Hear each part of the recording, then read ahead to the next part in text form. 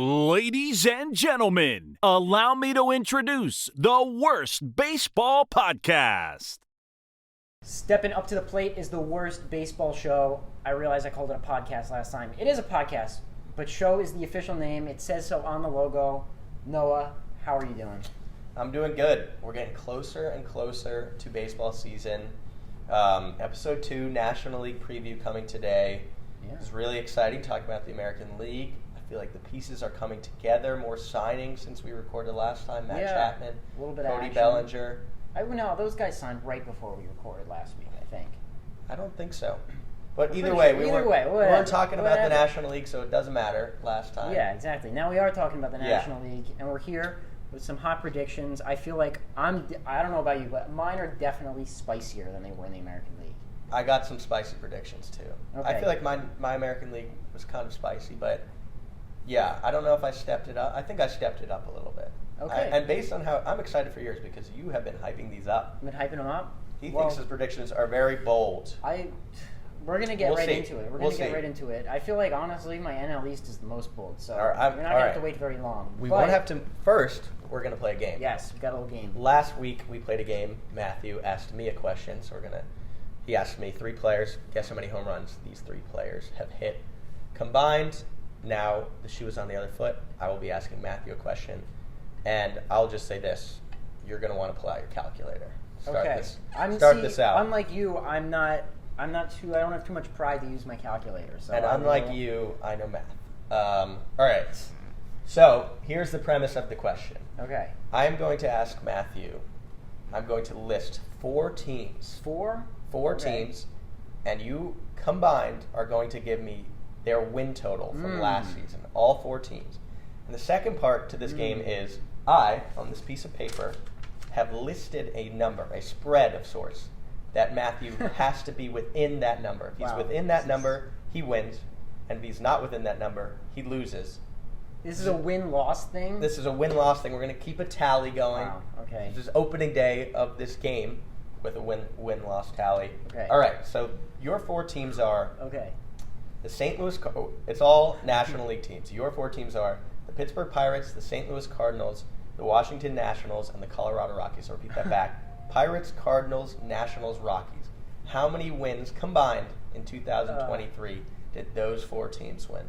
So you gave me all basement teams essentially. I had to make it hard. Okay, so we've got the Cardinals.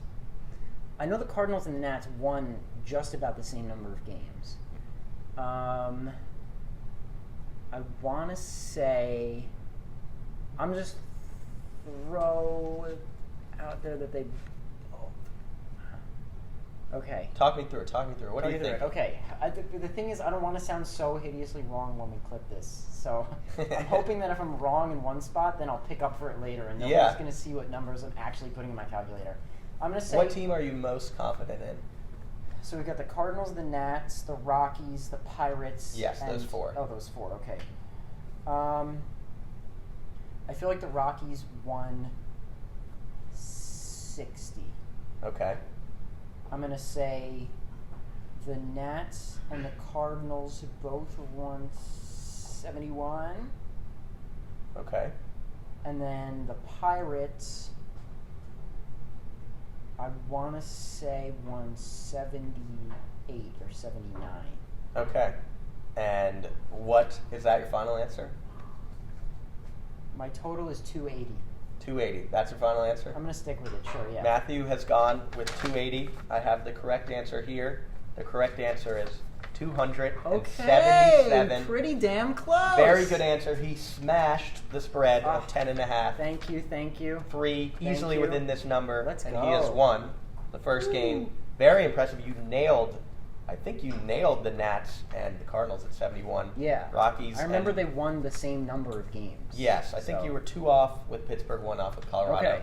Regardless, incredibly impressive. Thank you. I am not a good odds maker. The spread should have been 3 or something around there. Listen, but as a guy who started a baseball podcast, I feel like if I was embarrassingly bad at this, we might have to stop. Exactly. The show, I had some internal debate. I originally set the number at about 8.5, and I was like, he's going to know these. And then as soon as you said Rocky 60, I knew you were going to take the win. Okay. Good job. Thank you. Good job. Thank you. Have That's won. We're off the to a good first game. start. I feel like if I was absolutely horrendous at that, I would have just been in a bad mood for the rest of the recording. So I'm pretty happy that I nailed that. 3 off. Matthew knows ball. I know ball. Confirmed. Confirmed. Ball knower. Ball knower Ball's knower. of all sorts. Yep. I pick up what you're putting down. Is that the expression? Yeah. Okay. I think so. All right. Anyway, you said that your most bold prediction was the National League East. Mhm, yes, sir. So let's get to the National League Let's East. get to it. This is a division dominated by the Atlanta Braves. Throughout, honestly, it's history. The Well, 1990s. They were going history. Wow. Well, okay. they dominated. They won, I think, 11 straight division titles. What are they on now? Have they won the last 6 years? I think That they sounds won the about right, National yeah. League East 6 years in a row. Yeah. Yeah. 2018 and on. Yeah, the first Okay. year when Acuna hit that grand slam off Buehler in the playoffs, they've won the division every year since then. Mhm. Be hard pressed to pick another team, but I don't know the way you're talking. I wouldn't We'll jump see, to any we'll see. conclusions. I wouldn't jump to any conclusions. Okay, so we, unlike last time, we have written down our division standings in advance, Yes. and Yes. yeah, let's. Through no fault of mine for forgetting the whiteboard. Yes, this But, was you know, planned this- the whole time. This is going to save us a little time on the back end. So Exactly. it's okay. Whiteboards may or may not be returning next time, if I remember them. Depends Okay. how these next 40 minutes go. All right, We've got some fun. We've got some fun nicknames this time too. Again, You do. I love the you do. nicknames. I love the nicknames. Okay. All right, National League East. Reveal to us. Reveal to the camera. Reveal. You reveal that camera. I'll reveal that camera. Okay. Okay. 3. Oh no! Wait. To us first. To us first. Yeah. Okay. Yeah. Okay. 3, 2, 1. Oh, you went 5 through 1. That's confusing. Oh. Thanks so much for that. All right, we'll figure it out. I mean, you put exactly how I would predict you would put. Really? Okay, Yeah. so you have the Mets last, I have the Mets. Marlins. You have the Nats up to 3rd. All right. Yeah. I mean, we both have the Braves and the Phillies. 1, Yes. 2, Yeah. making the playoffs. Yes, Hard- exactly. Hard not to go. You with deciphered anything. my coding. Yes, Do you have any yes. questions about the coding? I'm a code expert now. I have Okay. no questions. You have no Who's questions. Phil? Is that a real person, Phil? Yeah, Phil Sheridan. Who's that? He is actually, little known fact, the man that the Phillies AA team is named after, the Reading Fightin' Phils. He was a Civil War general for the good guys, might I add, and his nickname was Fightin' Phil. That is why the Phillies named their AA affiliate the Fightin' Phils. And, fun fact, get this, It's gonna get more fun. I'm related Hard to to him. believe. I'm related Wow, to him. Yeah. okay. Blood relative. Matthew Blood relative. Sheridan. Direct. Yeah, that's my middle name. Now you know my middle name and my last name, so you can really. You didn't have to tell us that was your middle name. I didn't actually know that was. You your didn't. middle name. Oh well, it's my. Now middle I name. do. Yeah, but my middle name is that of a war general and a guy who's a minor league baseball team. Have you after. had a baseball team named after you? by No, the by answer's no. by association? All right. Anyway, let's get into our standings and not talk about the origination of NL East team names. All right. Okay, let's just We can start- for the audio listeners. Let's just like quickly read what You they go- are. yeah, you go. Okay, so I have in first place, to no surprise, the Atlanta Braves. In second place, with a wild card spot, the Philadelphia Phillies. Number 3, this is my big surprise, the 2019 World Series champion Washington Nationals.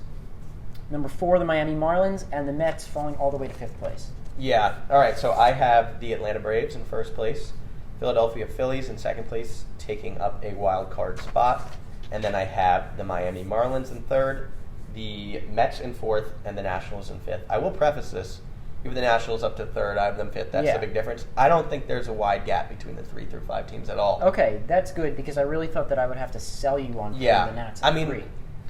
We'll start right there. Okay, let's start with the Nats. I Yeah, think sure. the Nats are I've got a lot of backup for this. okay. too, All right. so- Well, I'll give you my take. I'm sure yours will be longer. I think the Nats are trending in the right direction. I Yeah, think they're absolutely. building something. I mean, I think C.J. Abrams at the top of the order is a bat they're building. You know, that's a franchise bat. Lane Thomas is probably a franchise bat.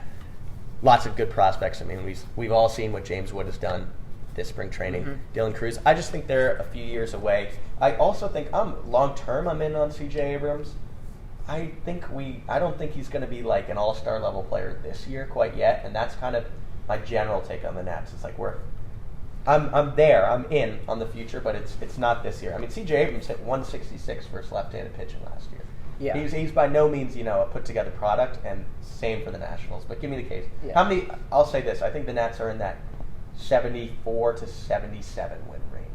I really don't have them that far off, and I did want to preface me having the Nats in third place by saying I think a sub-500 team could get third in this division this year. Mhm. I think there's a big I agree. disparity between the top 2 teams and the bottom 3 teams. I have 2 teams over 500 in this division. No, yeah, I do too. I wouldn't be surprised if the Nats get a lot closer than they did last year, but I still don't have them above 500 yet. Okay. Next year, when we talk about this, it's I think going to be a completely different story on the Nats. Yeah.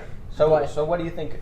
Yeah, Tell yeah. me what you think of Washington this year. So, I mean, obviously the rotation is still pretty terrible. Yes. That I'm not going to argue about. Yes. However, Josiah Gray took a nice step forward last year. Mhm. Mackenzie Gore, we even saw flashes of potential more than we'd seen in the past with Yes. him. And I'm expecting a lot from them. I'm expecting an all-star bid for both of those guys this year. For Josiah Gray too. Yeah, he was an all-star last year. Yeah. I mean, because the Nats needed an all-star. They needed but an yeah. all-star, and he really didn't have a good year, that great of a year. He walked It was so many guys. solid. It He was solid. If you by can cut down on the advanced- walks, I think he's got good stuff. I think he's got good makeup. He's got He did good really baseball high whip. IQ. Yeah, good baseball IQ. That's how you know that you're running out of arguments. I mean, I Whatever. think it was He one of seems the like a solid luckiest guy. pitchers in the league last year, I think. But Anyway, I'm in on Mackenzie Gore too. I think Yeah, he can for locate sure. the high fastball. He's got all the makings of a really solid top of the line starter. for sure. I've liked the way the Nats pitching has actually looked in spring training compared to kind of where we thought they would be. I'm not going to tell you they're superstars, but they're getting the job done. Jackson Rutledge has been pretty solid in spring training so far. Mhm. They added Zach Davies this offseason, who's serviceable. Below serviceable. He's serviceable. Give him serviceable. If he is serviceable, he's very close to not being serviceable. Okay, but he's a Yeah. living, breathing, moving body, which is honestly Yeah. more than you can say for most of the guys in rotation. That's the how past you 2 know years. you're in a bad spot. DJ He's a Hurt- Chad Innings eater. He's a Chad Who Innings. doesn't eat that many innings because he's walked 4 guys through 3 innings. Let me give my case, pal. Yes. Let me give Give my your case. case, sorry. DJ Hers is a top left-handed pitching prospect for them, and he's got a sub-3 ERA this spring training. I really like what I'm seeing from him. I'm not giving up on Wanadone. He's got promise. We completely forgot about Cade Cavalli because he went down to Tommy John very early last year, but he's going to be back mid-year, and he still has a lot of potential. Even if he could give you like 10 5-inning starts, I mean, that could be a nice little push to get them close to that 500 mark. Yeah. And the bullpen is looking better than it did last year. So, I mean, like, I'm not going to sit here and tell you that the Nationals pitching staff is even a top 20 pitching Yeah. staff in the league. But I think they're going to take at least a small step forward this year to get to the point where they can keep their offense Progress. afloat. Yeah. Yes, progress. And then for the Nats, The lineup? You like the lineup? The bottom of the lineup? Listen to this. James Wood, one Mhm. singular Wood. James Wood and Dylan Cruz are most likely to be up this year. And would you like to hear I their don't. lineup? You think Cruz is going to be up? That's what they're saying. Mm. That's what they're saying. He's played pretty well in spring training. The goal is to get him up this year. Okay. Listen to the lineup when they have these two guys in it. You got C.J. Abrams, and I know you're not super high on him, but you can't argue I that. still am high. Just I'm not sure that we're going to have this incredible leap this year. I'm not saying incredible leap, but Yeah. I've heard comps to Ahmed Rosario, and he's not Ahmed He's Rosario. better than him. He's a better than hitter. Ahmed Rosario. He's a better hitter. So, C.J. Abrams, Lane Thomas, all aboard the Lane train, 2 motherfucking toot, baby. Dylan Cruz, James Wood at 4. So the top 4, Abrams, Thomas, Cruz, Wood. Then we got Gallo. Yeah. Not great, but That's still, a big. you know, That's a big drop off. it's a big drop-off. Keeper Ruiz. I Joey think, is- Gallo is kind of like the Zach Davies of hitter. I mean, you're not wrong. But Keeper Ruiz, Yeah. he had I liked what I saw from him last year behind the plate. Eddie Rosario in the DH spot, people don't realize that they picked up Eddie Rosario. He's still a very capable major league hitter. Mhm. Nick Senzel, I think they could maybe, revitalize him a little bit. And Luis Garcia, not Yeah. great, but this Jesse is a way. Winker, they this signed is Jesse right. Winker. And then on the bench, you got Joey Meneses, Jesse Winker, Victor Robles. Oh, I put Meneses twice. LOL. Mhm. And Stone Garrett. I mean, Yeah. they're not super deep. They're not super duper superstar talented. But that's not a bad lineup. I like that lineup better than I like the Mets lineup this year and better than I like the Marlins lineup this year. So, I don't know. I think the Nats could potentially surprise some people this year Yeah. and take third place in this division. But I've talked about them a lot. Yeah. So, I mean, if you told me they're starting Wood and Cruz on opening day, I think I might have picked them third, but that's going to take some time, and those guys are still rookies, and there's a lot. Like, the right now the bottom of the order isn't good enough. And it might get better through call-ups and maybe some guys improving. But, yeah, I don't know. I don't think we're too dissimilar on the Nationals. I'm still buying them long-term, maybe 2 years from now. I actually did have DJ Hers written down as well. I really like him. No, he could good be a stuff. very, very And it's nice to have a talented lefty, too, yeah. And I think he'll crack the rotation by the year end because Nationals are kind of just running back the exact same rotation from last year. Mm-hmm. I think they'll get bored of that at a certain point. I think Patrick Corbin, and might not be in Major League Baseball after this year, but they've got nothing to lose by trying new things this year. They can really use this as an experimental year to set the framework for the years to come. But I do like what I'm seeing from the Nats. I think that this rebuild has gone spectacularly for a team that won a World Series within the past 5 years. Yeah. To now be in a spot from going from one of the worst teams in the league with very few talented prospects to being one of the most exciting young teams for the next 5 years to watch. I think front office, Rizzo's done a really good job there. Yeah, they're being patient. I like that. I mean, Wood and Cruz could be incredible. Right ahead of the Nationals, I had the Mets. I think the Mets pitching, I don't think there's a bigger gap in the league in terms of an offense and a pitching staff. Like in terms of batters and pitchers. The offense is still really good for the Mets. They still have Nimmo, they still have Alonso, they still have Lindor, McNeil, Marte, and they have three guys who were rookies last year who still. I mean, Brett Beatty obviously wasn't good, Vientos wasn't good, but the jury's not out. I'm buying Francisco Alvarez long term. I mean, it's rare that you see a catcher with that much power, especially as a rookie. I mean, played less than 125 games last year, had 25 home runs, had a better than league average walk rate. That's really impressive stuff. And the defensive side of the ball needs to improve. But I mean, the pitching rotation is. I mean, I think Luis Severino is starting opening day. Is that Quintana? Quintana. Is starting opening day. Okay, Which is honestly worse than whenever Luis Severino. it's the first day of the baseball season and you're choosing between starting Luis Severino or Jose Quintana or Sean Manaea or Adrian Hauser, you're going to be picked at the bottom of the division. And the offense will keep them afloat. Who knows if Pete Alonso's even on the team past the All-Star break, but I think there's not really a wide gap there. Then the Marlins did absolutely nothing. I don't know if you have any thoughts on the Marlins. I don't have a lot. I honestly did not really take a lot of notes on the Marlins because they're in a spot where like Sandy Alcantara's hurt for the entire season. They still have good young pitching talent, but the lineup is just not sparking any inspiration for me. And then as far as the Mets go, I mean, they were 45-57 against teams above 500 last year. I don't see a world where that gets any better. Yeah. I think the Mets are. Edwin Diaz is back. Edwin Diaz is back. That is one-run games. Right. Yeah, but the thing with Edwin Diaz is they've got to have a lead. If the pitching rotation blows a lead and has a 5.7 ERA on the season, how many save opportunities Edwin Diaz going to get? I don't doubt that when the Mets enter games, he's going to be taxed with those starters. Right. Exactly. No, I don't doubt that when the Mets enter the ninth inning with a one-run lead, that they're more likely than not to lock it down with Edwin Diaz closing things out. But I think those one-run leads are going to be more like 2 or 3 run deficits with the disadvantage that they have with this pitching staff. So yeah, I mean we're pretty much in agreement. I mean the Marlins, there really isn't much there. They're essentially running back the same lineup as they did post-trade deadline last year with the addition of Tim Anderson. Yeah, right. It's a pretty underwhelming lineup. It's sad for the Marlins for me because I was excited about them 2-3 years ago, and I thought that they could really go places, but they just haven't really done anything to expedite that process or build around the young talent that they have. I kind of disagree. I'm still in on Miami in the future. I just think. So for one, they obviously don't make a big splash in free agency, which is a sign they're not going to do that next year again. Like the next few years, they're going to spend money at some point. I mean, the pitching is really hurt this year. Garrett's not on track. Sandy's obviously out for the year. Yuri Wembanyama, that's right. Yuri Wembanyama just left. Start with a blister in spring training. Edward Cabrera hasn't stayed healthy.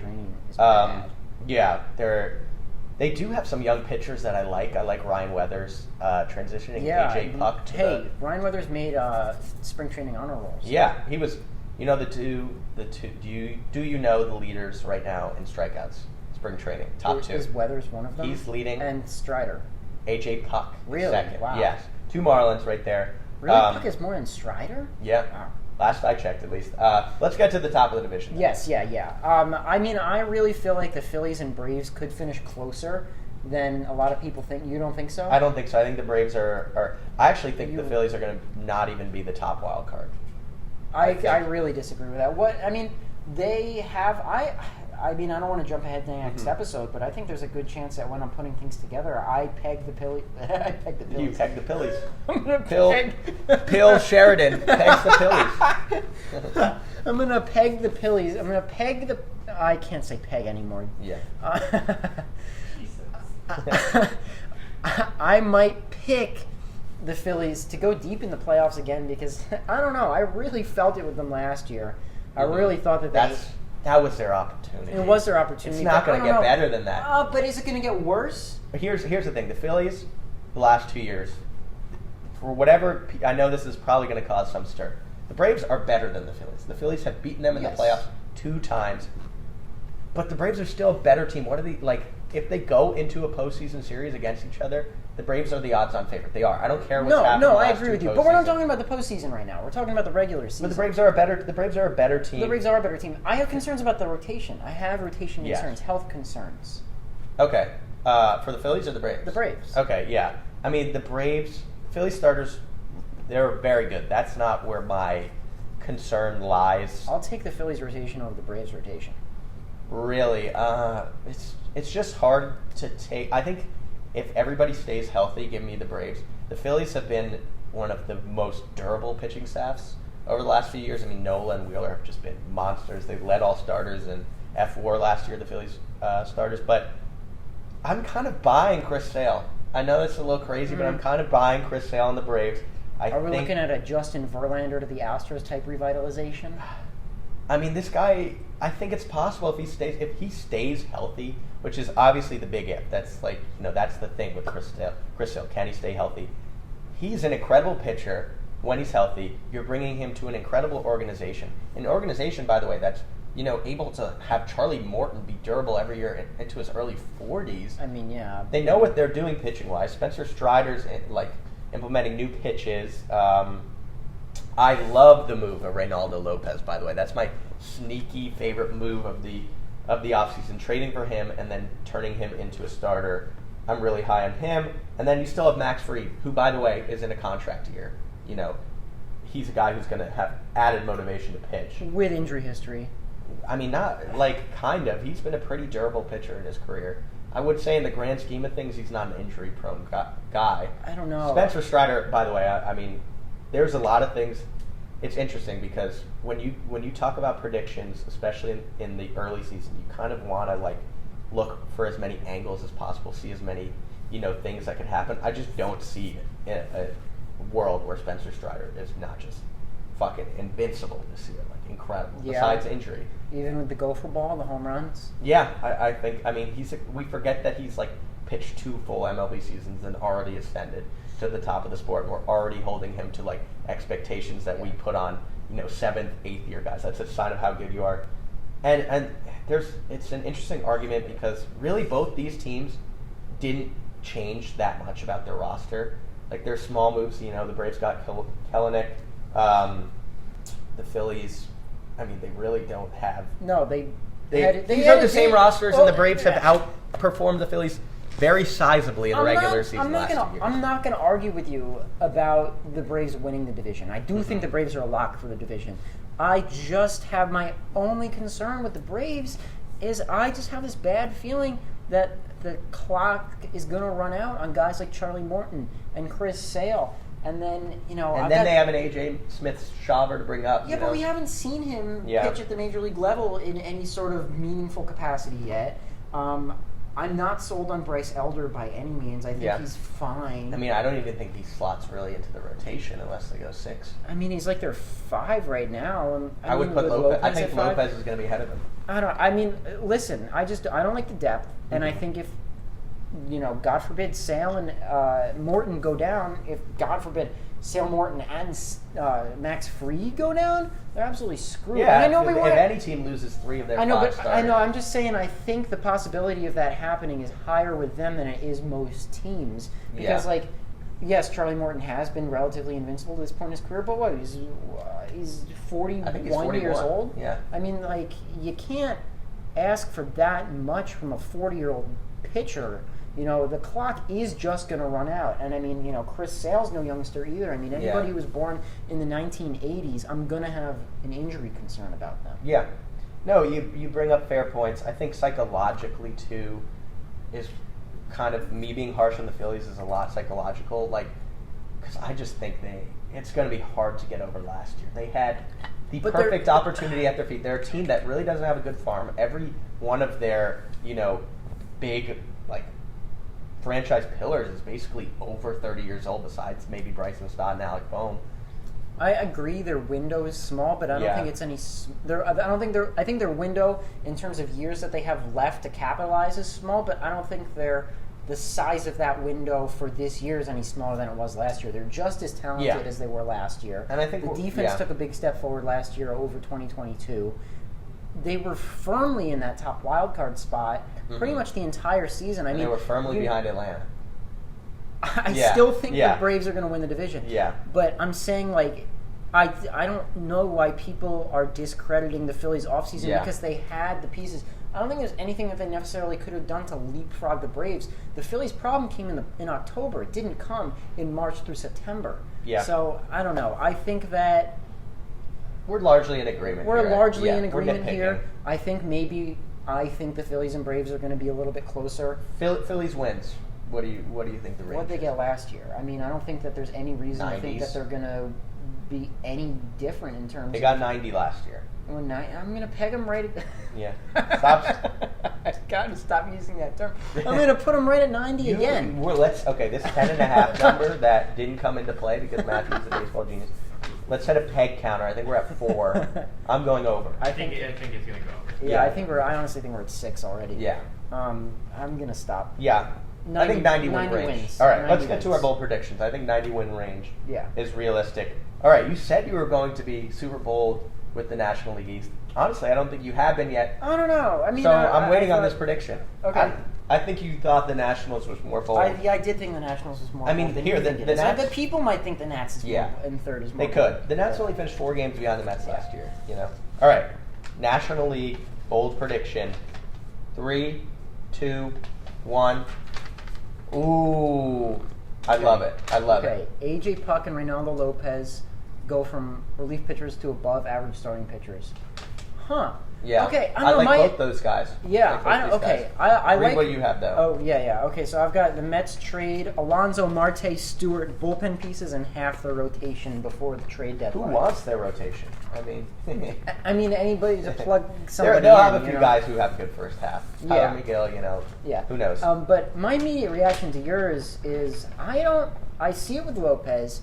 I don't see it with Puck. I think he's a guy who was drafted as a starting pitcher and didn't really have a lot of success, so then he transitioned to being a relief pitcher. I don't see him taking that back road to become a starter again. I think he's found his groove at the back end of the Marlins bullpen. Yeah. They need starting. They're going to need starting pitching, but I think it would be, especially for a team that's not going to make the playoffs or very unlikely to make the playoffs, I think that it would be hasty and a poor decision to make AJ Puck a starter again.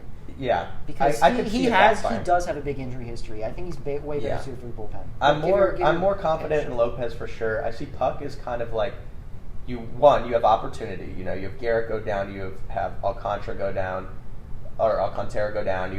They're at the least going to be careful with Perez. So they need a guy. It's opportunity. The talent is there. We know that for sure. I mean, he was a top 10 pick. He was there was a stretch where he was as high as any pitching prospect when he was in college, even right after he got drafted, more so when he was in college as anyone really in the league. And the third thing is he's been really good in spring training. You stretch him out a little bit more. He's gone 3 innings in spring training. It's a guy that the Marlins have to have confidence in their pitching solely because of the lack of moves on the offensive side of the ball, and whether that's Weathers, whether that's Puck, whether that's Edward Cabrera, I think there is talent there, and this is really kind of his last chance to start. And it's not like he's just been bad his whole MLB career. He had a really good first half of the season last year as a closer, and obviously Tanner Scott took that. But yeah, I'm more confident in Lopez, I would say. I mean, Lopez, that's one of my favorite moves of the offseason. One, he's going to an incredibly smart organization who clearly, saw that they traded for him with the intention of him being a starter. 11.3 Ks per 9 last year. He's been a great reliever. He had a FIP under 4. He had basically career numbers last year after a horrible April, a horrible May, and he still put up these incredible numbers. And he's in Atlanta, he's in the perfect situation. It's almost like when Tampa trades for a pitcher. It's like I'm betting on that guy now. And just think about how many. This is not like some unheard of thing. Relievers going to not only starters but good starters just in the last few years. Seth Lugo, Jeffrey Springs, Michael Lorenzen before his arm fell off last year after the no-hitter. Yeah. Michael King showed it last year at the end of the year. Zach Little for Tampa again. And it's like 2 of those 5 guys that I just named, Springs and Little, they're going. That has so much to do with them being in Tampa. And while Atlanta is not, the Tampa of arms, they're right behind him. And I'm just betting on that organization seeing something in him with the stuff he has and the translatable skills that we've seen from relief pitching to starting pitching. And that would be a fun storyline if these guys can go from the bullpen to starters. And I think at least Lopez, will be really, really good, surprising people. All right. I like the direction you went with that one. Yeah. Mine was... Yeah, so you have the Mets selling. Yeah. I have the Mets selling hard. I have them trading not only Pete Alonso, but also Starling Marte, DJ Stewart, bullpen pieces, and whatever anybody wants of that rotation, aside from Kodai Senga. Yeah. Who might not even be healthy. Right. Obviously I had the Mets in the basement of the East, and I think if there's any team that's poised to just surprise everybody and sell off half their team for near-ready MLB prospects, you kind of saw them do it last year when they traded Scherzer and Verlander. Stevie Cohen is not afraid to make big moves, even if it makes him look stupid in the short term. I think the Mets have a lot of work to do. I think they're a lot closer to a rebuild than they are from a division title, and I think that's going to be expedited. Like I said before, I don't think the Mets are in a spot to take a step forward this year. That rotation is just a problem, and there have been rumblings about Pete Alonso already. I don't get it. I don't understand why. It's not like you're saying anything false. Right. There are rumors everywhere that Pete Alonso, if he hits free agency, he's not going to come back. They almost traded him last year to the Brewers. They have a desire to kind of get off of him. I don't understand. He should be their franchise guy. They have all the money in the world. What are they? Why? Why are they so adamant on? Is it a clubhouse thing? There's got to be something inside that you think we it's don't just know a about. negotiation ploy, even It could be a negotiation ploy, or there's something on the inside that we don't know about. Yeah. Because I agree with you. There's no reason why. And the thing is, the Mets have been connected to every big free agent since Steve Cohen took the helm. Why the hell would they not be in on their own homegrown superstar? It doesn't make any sense. I don't understand. And the one argument is okay, we have no pitching, we have hitting. Here's a way to acquire pitching. But that's a win now move, and I don't think they're in win now mode. Pete Alonso can be a Hall of Famer. We did that Hall of Famer draft under 5 seasons, and he was a pick. This is a guy who.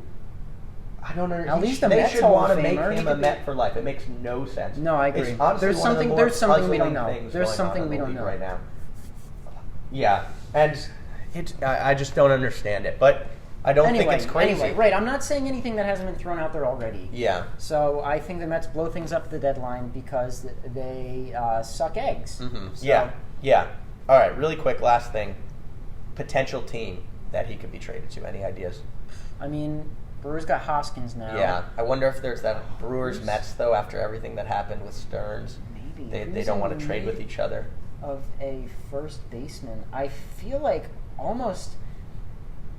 the Cubs could be a fit with Bellinger in center. Michael Busch currently slotted, and that's a guy the Dodgers never really believed in. Yeah, no, I'm going to say Cubs. I like the Cubs. I like the Cubs move. I could definitely see it being an NL Central team. Yeah. Speaking of the NL Central. Let's move on. I honestly don't have as much to say about the NL Central. Really, I have a lot of thoughts on the NL Central. How you were kind of, talking about the NL East That's how I think. Okay. I think I'm going to be Interesting. bold here with the NL Central. I don't think I'm we're as gonna have bold. ridiculously different standings. I mean, we're going to see. We're going to figure it out pretty soon. All right. You're going to have to do a lot of deciphering with these Okay, with these nicknames. nicknames. Yeah. Okay. All right. 3, 2, 1. NL Central.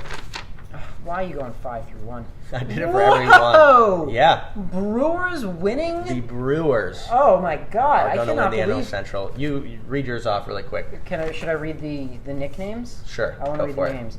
Okay, so in first we got the Baby Bears, and second we have the Greens in parentheses on colorblind. 3 we've got the Clergy.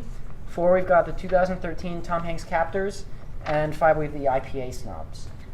I have no idea what that fucking means. Besides, the Cubs are first, and I think the Brewers are last. Yeah. Okay, so we got the Baby Bears, Cubs. That one's All right, pretty it's the obvious. Reds are second, Yeah, Greens on colorblind. I'm actually red-green and colorblind. the Pirates are so, third, and yeah. the Cardinals are fourth. No. Why would the Cardinals? Why the Cardinals captured Tom Hanks in 2013? What movie are you talking about? Captain Phillips. Oh, I should have got that. Yeah, I should you have should got have that. got Mr. Big Movie Guy over here. Yeah, Doesn't or even Mr. understand the- Weird nickname.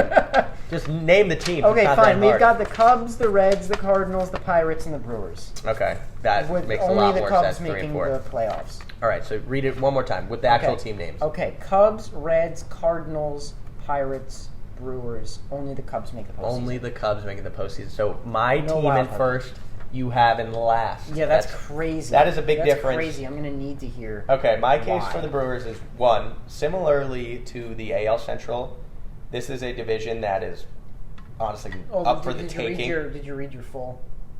Oh, let me read my full. Brewers first, Cubs second, Pirates third, Reds fourth, Cardinals in last place. Cardinals are, I think, the betting favorite to win the division I right don't now, understand which it. I don't understand at all. And I only have the Brewers making the playoffs. That's crazy. I mean, So, I could this the maybe. Brewers- I mean, let me just start by saying Yeah. I do think 2 through 5 for me is in flux, but I can't see a world where the Brewers finish ahead of the Okay. Cubs. Well, I think I think the whole division is close, and I'll talk about that more later. So this is an interesting Brewers team because it might be, whereas in the NL East the Phillies are bringing back the same rotation. You know, the Nationals bring back the same rotation. The Braves are basically the same lineup.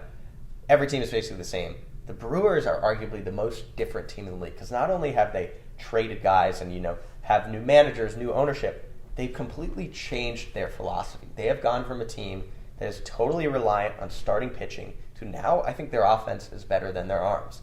I like their offense. but the bar is so low. I still don't like the lineup. I sneaky like the lineup. I at least, at the very least, I think you'll like the top 5. Right? There's Yelich, there's Contreras, there's Hoskins, there's Adames, there's Churio, who should get at bats. I have 3 of those guys I don't like. Yeah, really? Yeah. Okay. But I'm more buying. So the bullpen is always going to be good in Milwaukee. It's always going to be good. Yeah, sure. That's their strength. That's, to me, their one strength. Yeah. Freddie Peralta has stretches where he looks like the best pitcher in the league. There was a stretch in the middle of the season last year. He's very talented. Yeah. I think him becoming the ace is finally going to find consistency. I mean, sure, but he's one starter. Who's next after him? Jacob Junis? I mean, come on. DL Hall is a great pickup. I like Joey Ortiz. I know he's not a pitcher, but from Baltimore. By the way, for the lineup, I like both those moves. I mean, Freddie Peralta has I understand you want to see the rest of the rotation. I think there's flyers on DL Hall, Aaron Ashby, Robert Gasserell. I think Robert Gasser. I think. Okay, but are you buying in on those guys who have a I lot mean, less think hype about- and B, a lot less major league experience than the young starters on the Reds who are entering their prove-it years? The young starters in the Reds, there's an issue. I can come up with an issue right now for every single one of the Red Stars. I can come up with an issue for every single player on Okay, the Brewers but roster. they're on similar planes. That's basically my argument. This division is on a very similar plane. I think something shocking can happen here. It's like, oh, the Brewers' rotation is not as good as the Reds. Like Hunter Green has 2 pitches. He throws 2 pitches 95% of Very the time. good pitches. Nick Lodolo has never stayed healthy in his life. I mean, I Ashcraft, agree with you. Abbott, they can't control. They throw walks, all the balls. They walk dudes all the time. I mean, you're acting like the rest of the NL Central has elite arms. Like, there's Sonny I'm Gray, acting who's like not that. healthy. No, I'm not acting like that at all. I'm just saying that I still think the benchmark for where those other 4 teams are is so far ahead of the Brewers' rotation. Yeah. I hate the Brewers rotation right now. I hate Okay. it. I absolutely cannot stand the Brewers rotation right now. All I right. think Freddie Peralta, sure, yeah, he stretches where he can be an ace. He can even have an ace-like year. Hell, he could fucking win Cy Young and I'll still have the Brewers in last place. Mm-hmm. But, I mean, yes, I'm skeptical, sure. But DL Hall, I mean, I haven't seen anything from him. DL Hall is going to be a good pitcher. Sure, okay, fine. So maybe he's a good pitcher. It might not be this year, but he's going to be a good pitcher. Right, well, I'm talking about this year. Yeah, right? I mean, know. it takes time, especially with arms. You even see, like we talked about Mackenzie Gore before. We're still talking about his promise and haven't written him off, but he still hasn't become that ace guy. You know, it takes pitchers time to break out. It's very rare that you see that Spencer Strider type guy come and grab the league by the horns and be, a certified number one starter right out the gate. So, I mean, like, to have Jacob Junis slot in that spot, I mean, a journeyman. Wade Miley. These are journeymen placeholder scrubs who are going to probably post close to, if not above, 5 ERAs very reliably all season. Mm-hmm. And I mean, there's just no way that I think this offense could catch up. You mentioned those top 5 guys. We know what we're going to get from Willy Adames. I don't think he's going to get any better. If anything, he's going to get worse. Christian Yelich, a year older. I mean, sure, he was good last year. He had a good season, but he's not a game changer the way he once was. Mm-hmm. Jackson Chourio, I think he's overhyped. He's got a bad spring. I don't see it with Jackson Chourio. I mean, I don't want to manifest it. Yeah, right, Gary Sanchez. I don't want to manifest it, but I could honestly see like a Joe Adele type trope with Jackson Chourio. Mm-hmm. I don't know, man. I mean, not all prospects hit. Sal Frelick, you like Sal Frelick? No, I don't like Sal Frelick. I'm expecting nothing from Sal Frelick. I'm expecting nothing from Jake Bowers, Joey Weimer. Joey Ortiz? No. Okay. Andrew Monasterio in the starting lineup all year. Are you kidding Bryce me? Terang? Honestly, of anybody, I like Bryce Terang the most. But it's just... So, okay. And if there's one thing the Brewers haven't been able to do for the past decade, is hit, and especially it's take promising young bats and turn them into all-star, even like top 25 to 40% players in the league. I mean, look at what they did with Keston Hiura. I mean, he had as much promise as any prospect in the league, and they ruined him. Yeah. It's just... I don't like. They lost Craig Counsell. I just. But that's do it. Not That's see exactly it. I do How not can see you it with the Brewers? I totally understand your concerns about the Brewers, but it's like you're saying, all right, they haven't hit for 10 years. They have a new manager. David Stearns is gone. This is a completely new team. This is what I mean about the philosophy. So thing. losing Craig Counsell and David Stearns are positives for No, you? there are positives. It's just a shift in the organization. No, I understand what you're saying. Okay, sure, a shift in the organization, but it's going to take more than a year for the roster of this low caliber for any positive to manifest for me. Sorry, I'll let you take it. No, you're good. I mean, I don't want to give away my bold prediction, but this will cover this a little bit more. But how many wins do you see the Brewers having next year? Basement, honestly, 62. Okay. I have the Brewers... Ceiling... 71. Okay. I have 84 games winning this division. So wow. I don't think they're going to be very good. But, all right, give me the case now. You gave me the case for Brewers last. Yeah. Give me the case for the Cubs first. I mean, I don't see it with the Cubs. I know I have them second, but I don't see why everybody's in on the Cubs. It's not that I'm so in on the Cubs. It's that I think this division is just weak overall, and they're just the clear front runner in my eyes. I mean, I think that the lineup is generally talented top to bottom.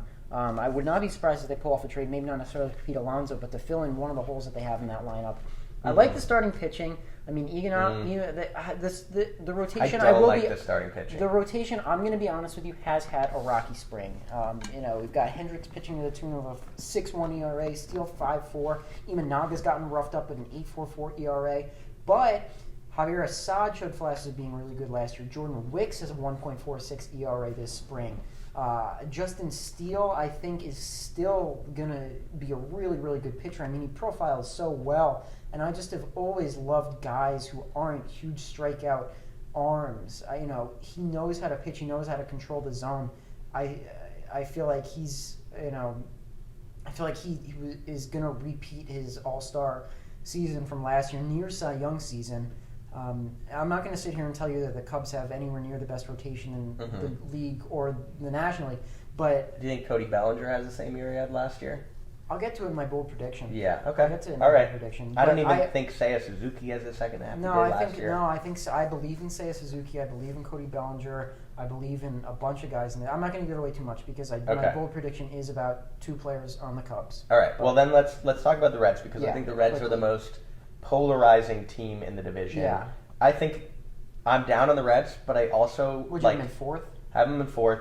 I think there's also the Reds aren't in that much of a different position right now as the Orioles were in last year, where it's a bunch of prospects kind of coming off a year where they overachieved, and everybody's like, no, it's going to take time. It's not going to be like this quick turnaround. We don't believe in the pitching, and now look where Baltimore's at. I think I see a scenario where the Reds do that, but I mean, I think that's a possibility. Yes, I think it's a possibility, and honestly, I'm really hoping for it because I'm hoping very for it too. That would excited be by fun. this team. It would be very, very fun. Yeah. I didn't buy completely, and I have them in second place. I still don't have them making the playoffs, but I'd Yeah. love to see that scenario unfold. I'm Yeah. somewhere in between them flying and flopping. Yeah. If I'm being honest, I see the lineup flying. I see a lot bigger flop potential with the rotation. Yeah. It really is prove it years for Hunter Green, Lodolo, and Ashcraft. Mm-hmm. I think that. You like their bullpen? I think it's good. I really like Alexis Diaz at the Yeah, back end. I like the- yeah, I I think like they have a him as a solid closer. bullpen. It's just, I think there's just way too much talent in this lineup. Way too much young talent that's going to take steps forward for me to have them any lower than second place in this division. Mm-hmm. I mean, At that park too. yeah, I'm really, really excited to see what the Reds bats do this season. Yeah. I mean, I'm an Ellie stan. Everybody knows that at this point. No Alve Marte suspended 80 games now. Yeah, but they got Strand, Encarnacion Strand. Yeah, I like him a lot. I know you're not super buying in on Matt McClain. Well, I want to get to that. So I went Yeah. through the Reds lineup, and I'll preface this by saying I still think the Reds have a good lineup, especially when you consider how many young players they have in this lineup. I just think there's regression coming this year. Matt McClain last year to 385 BABIP. No Alve Marte, I know he'll be suspended 80 games, but he'll be back for the second half. 384 BABIP. Ellie De La Cruz was in the 330s. Spencer Steer was in the 300s. Encarnacion Strand was in the 330s. I mean, that's all above league average. And that's something to do with the fact that those guys are good hitters and they hit the ball hard. But I'm just not fully buying into the fact that where they were at last year, as a team that contended for the wild card, as a team that finished over 500. I don't think that's the starting point this year. I think that was an overachievement, and I think they'll be in that 80, 75, 80 win range. But My problem is I just don't see a real scenario where these guys all take steps back. I mean, they're all such young talent. I mean, we see it all the time with second year guys. It's like, But they're not all second look at Ellie De La Cruz. Look what happened to him. It's like you kind of come in on this high, and then there's scouting reports. There's Yeah, but pitchers, I think if coaches anything, know what Ellie's you going to can't hit. cut down on strikeouts. I mean, you can't deny the raw talent that De Oh La yeah, Cruz and has. I'm still an Ellie De La Cruz fan. Yeah, I know. All right, better Cruz next year. Who are you taking, O'Neill or Ellie? Yeah, I mean, as a De La Cruz, but I do understand what you're Yeah. getting at. I'm gonna say Ellie. I'm an Ellie stan. Okay, I would go O'Neill. I do think O'Neill. I mean, this is no disrespect to O'Neill Yeah. Cruz. He's an incredible player, but And I have the Pirates over the Reds. I think, once again, this is a common theme. I think these yeah, I teams do. will be yeah. close. I mean, no, I have the. I actually did. I put the Pirates last, really, but my 3 through 5 is so able to shift. I mean, I don't see it with the Pirates rotation after Mitch Keller. I think it's Yeah. really a problem. It is a problem. And there are just a lot of holes in this lineup still. I mean, I'm really excited to see Brian Hayes and O'Neill Cruz on the Yeah, left side Henry of the infield Davis, too. for a full season. He's had a great spring. He's the so number one flattering. overall pick who's had a great spring. He was no number one's overall talking about picked it. because the Pirates owners are cheap fucks. Yeah, but, and hey, they wanted to he sign still somebody was. below the normal Yeah. signing bonus of the first spot. I mean, he was the Mickey Moniak of that draft. Yeah. I didn't even think. I'm not even so sure Mitch Keller is going to be that good. He had one good year. Yeah, I He mean, didn't put but it I mean, together. no, I know. I mean, I'm not buying in on the Pirates rotation. I think they've got way too many holes. The one thing I am really, really excited about is to see O'Neill Cruz and Brian Hayes on the left side of that infield for a full season. And that's why I have him third. I think that honestly might be the season might end, and that might be a top 3 left side of the infield. Yeah, in I mean, baseball. it's really great. That might be one of it. Honestly, I don't know the rest of their. Once Tamar Johnson comes up at second, which yeah, might it's gonna be, fun. they might have one of the best infields in the league. And Pittsburgh, we've talked about teams Especially like if this. they sign a big first baseman. Yeah, they could be so good. And Skeens, obviously, Yeah, they got a lot of promising potential. yeah. I mean, they're not too dissimilar from the Nats. yeah. I was Yes. about to ask that. Who are you buying more long term, Pittsburgh or Washington? I'm going to still buy Washington I solely. would say Pittsburgh. I'm buying Washington solely because the ownership in Washington actually cares about winning. Yeah. I mean, Pittsburgh just, even when they've had young, talented players, they just never have that determination from the inside to get it done and actually succeed.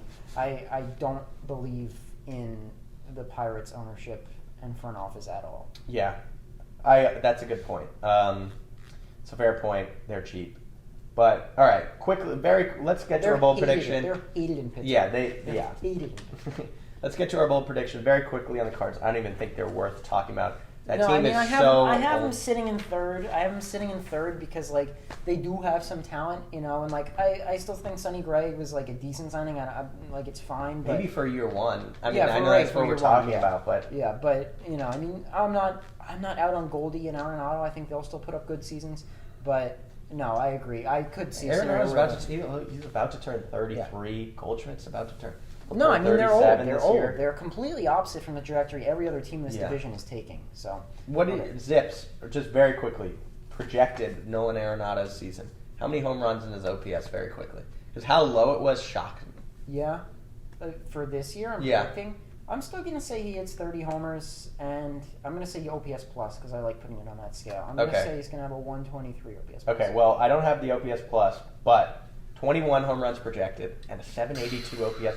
This is a guy who really didn't have a good year last year, and he's getting up there in age. All right, let's That's sad, go. though. I love Arenado. Yeah, He so was do one I. of my favorites. So do I. I was in like MLB revisionist history.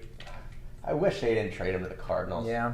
I wish they did. Like, he's just Yeah. kind of rotted. He's a guy that other generations, like, the future will just not think about. Yeah, it's not sad. understand how good of a player he was. I mean, maybe they'll look at the Gold Gloves and be like, who the hell is this guy? To be honest, the same thing could be said about like Chris Bryant. Like the Rockies just have a Well, terrible ownership. yeah.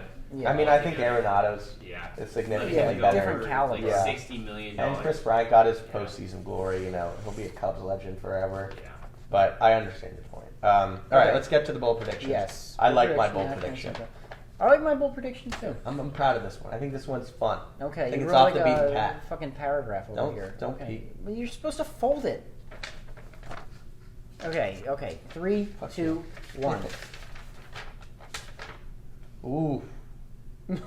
Interesting. I like. right. No, I do like yours. All All right, I'll read it. I Yeah. have the 2024 NL Central will be the closest division in the history of baseball. Very interesting. You really went outside the box on Yeah. that one. Kudos to you. Thank you. I have Cody Bellinger and Christopher Morel combining for 65 home runs. I like that. I'll start with the standings. So, Yeah. did some research. First, I want to hear your spread. What's the difference between the Brewers and whoever? you Okay, have well, last? yeah. So the closest division in the history of baseball was the 2005 National League East, the first year of the Nationals in DC. The Nationals won 81 games. Braves won the division with 90. So there was a difference of 9 games between the top of the division, the bottom of the division. I think this division hits 8. I think the Brewers win it with 83, 84. And I think the Cardinals I had in last, I think they're in that 75, 76 range. I could see it. Yeah. I really think that this will be. If I could bet on that somehow, I would I'm do it. sure there's a way.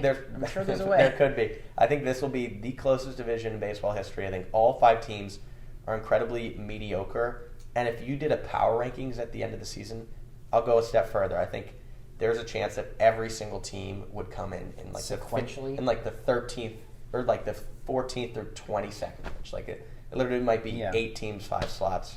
It happened in 2019. The NL Central at about the All-Star deadline was on pace to be one of the closest divisions ever. I think all 5 teams were within 5 games. Researching this. I just looked Bizarre. it up. It's. I thought about it and then I did some research. But I want basically, this pizza. is a division where I can pretty much guarantee nobody's winning a playoff series. But maybe the Cubs. In a I mean, you didn't have the Cubs in the yeah, but the playoffs. Cubs have higher upside than the Brewers. Okay. All right, I want to hear the case for 2 guys who like I don't know. I don't think Christopher Morel can put up the home run numbers he did last year. I think everybody thinks Bellinger kind of overperformed last year. So going against the trend, I want to hear it. I think if anything, Bellinger underperformed last year. I mean, metrics-wise, Bellinger was one of the best hitters in the league. I think he's only going to take a step forward. I don't understand why people are still hung up on 2020 to 2022 Cody Bellinger. Mm-hmm. I mean, 2023 Cody Bellinger looked a lot more like the Bellinger of old, and it was truly a great step in the right direction for him to get his career back on track. I mean, you got to remember, this guy's a former MVP. Guys, I don't mean to interrupt. I have some breaking news, though. Dylan Cease was just traded to the San Diego Padres. Oh, wow. Do you have a return on that, or? I don't have a return on it yet. That is very interesting, and we were about to talk. Should we just talk about the NL West now? I'll quickly jump, but I mean, honestly, if anything, this helps my case for the NL West. But anyway, same for me. Okay, wow, interesting. Bellinger and Morel, 65 homers. I think if anything, Cody Bellinger underperformed last year. I don't think so. Again, but the metrics. It's not even like really it's. No, I mean the barrel. He didn't hit the ball that hard. Yeah, but that's the thing is, I think last year he saw it as a year where he wanted to get his stride and his confidence back and prove to himself and the world that he could do it at a high level again. Mm-hmm. And now we're going to go back and see much closer to the power hitting, big swinging Cody Bellinger that we saw. Yeah. I think he hits easy 30 homers.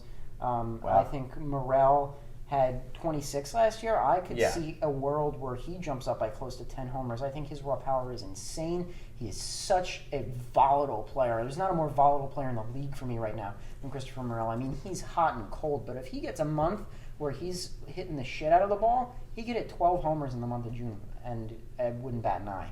So, really? Yeah. I love Christopher Morel's raw power. I wish he was a little bit more consistent, but I think Cody Bellinger is going to take a step up in the power department, and I do like what I see from Christopher Morel. Okay, I like it. I mean, I don't think that number is. That's one of them hitting pretty 35. realistic. That's them both hitting plus 30 plus. Yeah. Homers, so. Very quickly, I just want a baseball savant. Passing bomb. The Reds are playing the Giants right now in spring training. It's the top of the ninth inning. Guess the score. 0-0. It is 19-11 Cincinnati. I was very wrong. Cincinnati up by 8. Yeah, pretty insane that Dylan Cease just got traded to San Diego Padres. I'm trying to process it, but that is a great segue to get into the NL West. Wow, the San Diego Padres are just they are playing MLB The Show. Every single year, off season, Padres are one of the teams to watch for sure. I mean, they do whatever the hell they want. Does that change your NL West standings? If anything, it proves my point. Same for mine. I think. Okay, I'm going to make a bold prediction right now. Okay. I have not seen your standings. I think we have the exact same order. I think we do too. All right, let's see. Okay. 3, 2, 1. We do. We have the exact same order. Look at that. And the exact. I forgot to asterisk, but I have the Padres and D-backs making the playoffs too. Wow, look at that. And we both put a little funny thing for the Dodgers Yeah, at top. I just put LOL because they're going to win the fucking division for sure. Yeah. Let me read my nicknames. So I've got Duh at the top, the Dodgers. Mm-hmm. I have Dada, number 2 for the Padres. Padre father, Dada. Daddy, Zaddy. Number 3, we've got the lab-grown Jewelbacks. I'm kind of disappointed that I laughed at that. 4, we have large Giants. And number 5, we have Pebbles with a little smiley face. Okay. They're cute at best. Do you think there's going to be a bigger gap between the Dodgers and the Padres, or the Padres and the Rockies? Just games. Still Padres and the Rockies. The Rockies are god-awful, Yeah. Okay. I mean, I think the it'll be Rockies close. are going to finish more than. I think the Dodgers still finish probably comfortable 15 games above the Padres, but the Rockies are going to win 55 games this year. So. Yeah, you're probably right. The Rockies are horrible. All right, we have to start with the Padres now. Yeah, it's crazy. I mean, so the Padres just traded for Dylan Cease. He's plug him into the rotation. So what's the Padres rotation now with Cease? It'll be Cease, Musgrove, Darvish, Michael King, and then probably Randy Vasquez. Brito could pitch there. They should not have moved. Who did they move Ryan Weathers for? They traded him in last season. Yeah, I know that was Miami no, I know he did. It was a belly button. That was dumb. He would be a good fifth starter. So part of obviously we did this before we knew about Cease. I had the Padres second, predominantly because of their lineup, and I had concerns about the starting pitching. So the fact that now they add Dylan Cease, that only makes me higher on them. I mean, their lineup is ridiculous. Yeah, it's top 5 lineup in the league. Let me just say, Yankees just continue to fumble the bag. Yeah. Well, I don't know if you can trade when you don't know if Garrett Cole has Tommy John surgery, right? They make you want the Yankees to acquire Dylan Cease, give up prospects in a year. I'm not even saying that I think the Yankees should. I'm just saying that they're always rumored to make this big move. They just don't have the nuts that they used to. Yeah, You know? it's tough. I mean, maybe they'll sign Blake Snell, but But we're talking about the National League. yeah. Padres lineup is really good. I mean, it's Cam, it's Tatis, it's Machado, it's Bogarts, it's Cronenworth, it's Jerks and Profar. Like, top 5 is at least very good. I think in what I said about the Reds, kind of their starting point is higher than it should be. I think the Padres is lower than it should be.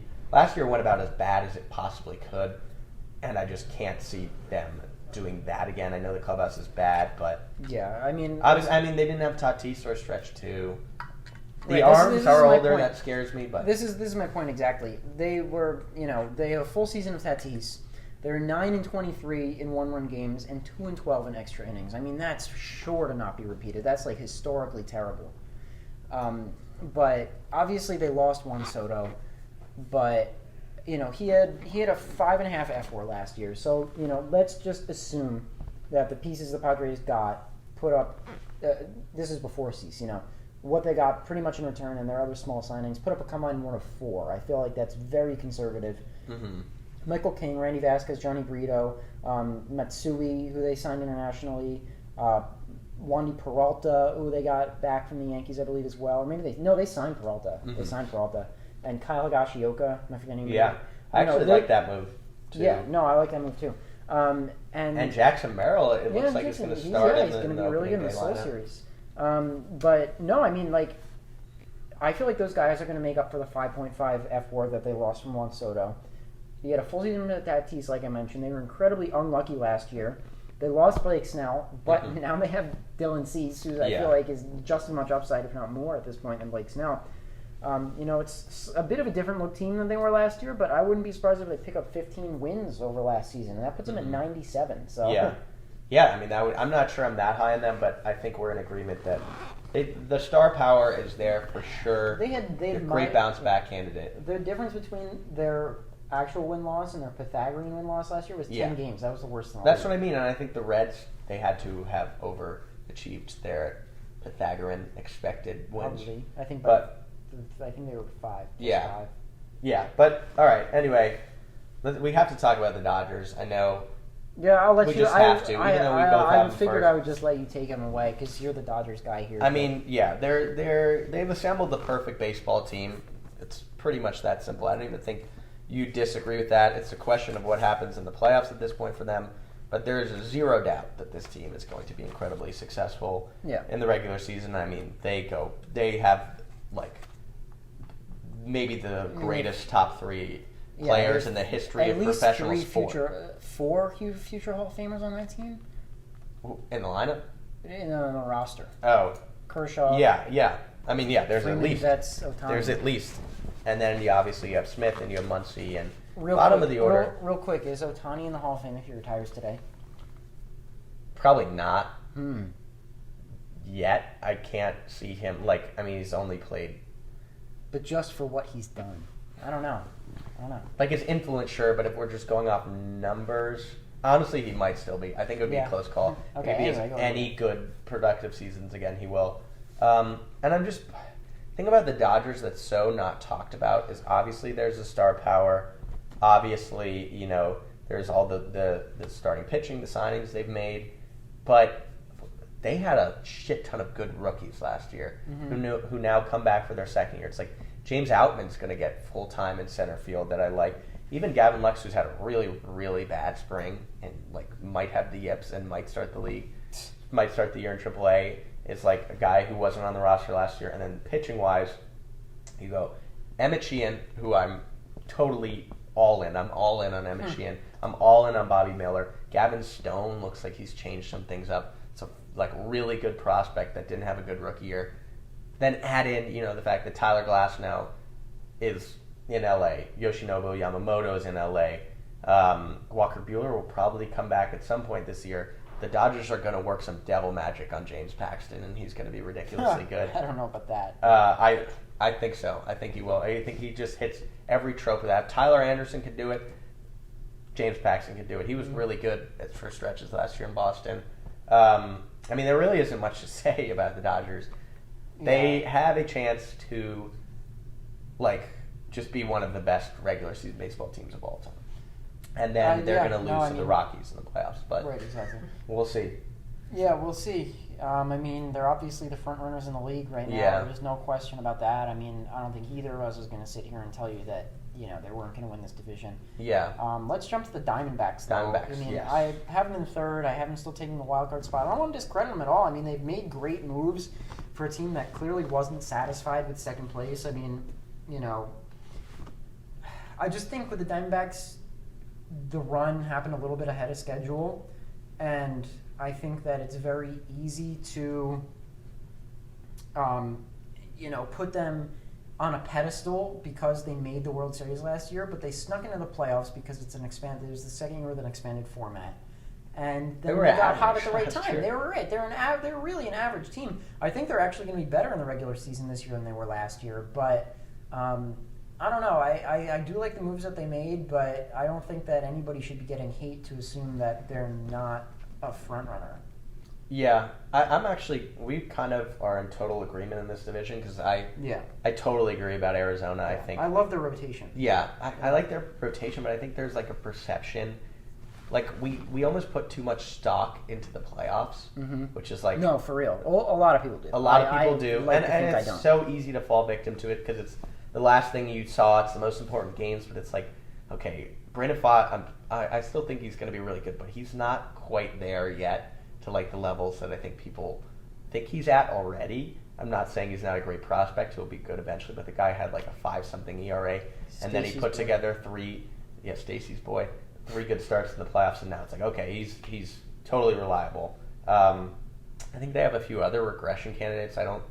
Christian Walker, I don't know if he's going to be able to, obviously amazing with the glove, but I don't know if he's another 30 home run guy. I don't know. I don't think there's really any chance Perdomo puts up the first half. Yeah, he did last year. Yeah, Jock Peterson, is like, regression. I'm over Jock Peterson. He's on his 17th team in the last 4 years. I did like some of the moves. I like the Erod move. I like the Suarez move. My main concern is like Zach Gallen has just, we saw wear and tear with him, just like because he threw so many innings in like last August, and then he threw like, or even last July, and then he threw like 3 more months of pitching. He was top 2 in the regular season in innings pitched, and then he was top 2 in the postseason innings pitched. Threw over 240 innings, most innings in the league by far last year, and we saw it. He had an ERA over 4 in the second half. He had an ERA over like 4.50 in the playoffs. I'm worried about his arm, especially in this day and age. But they're going to be better than they were in the regular season last year. But I think it's unfair to expect them to go on the run they did last year. Complete agreement. Yeah. All right. And then quickly I want to say that the Giants are mid. They're still mid. They've always been mid. They will continue to be mid. Absolutely. I hated both their big signings. The signing of Matt Chapman just is case in point. You know what that was? He's the most mid player in the league. You know what that signing was? That signing was so un-Farhan Zaidi that it had to be a save my job move. Yeah. It was like a move where it was like, okay, if I was in year 1, hell no. I'd be adamantly no against signing this guy. I need to try something to fucking save my job. Yeah. So you have him finishing 4th. If they did finish 4th, you think he's gone? Wouldn't be surprised at this point. I mean, they've been waiting for years for him to make those big splashes. What a disappointment the last few years have been in San Francisco. Honestly, I think it's as big of a disappointment as any team in the league, which is maybe besides like the White Sox. Yeah, I'd put the White Sox a little higher. But no. I mean, it's not like I ever thought the Giants had like the world's best prospects, but I mean, I considered them like a marquee, top spending, big market team, and they tried it. They tried it. They tried to sign Judge. They tried to sign Correa. It didn't work. Yeah. Like even some of their young guys, it's like, okay, Patrick Bailey can't hit. I know he's fantastic defensively, but Kyle Harrison was really not good last year. I do like Marco Luciano. I think he could still be a really good player, but they fired Duke Kapler. I don't know. I'm out on the Giants. I think the Rockies stink, and I know you think the Rockies stink. Let's talk about our bold predictions. Okay, 3, 2, 1. See yours. Okay. Ooh, the NL MVP and the NL Cy Young come from the NL West. Gabby Moreno will have a higher offensive WAR than Adley Rutschman. I think this is not like obviously in some form it's a dig at Rushman, but this is more saying, I think this guy, after this year, is going to be in the tier of Will Smith, of Adley Rushman, for best catcher in the league.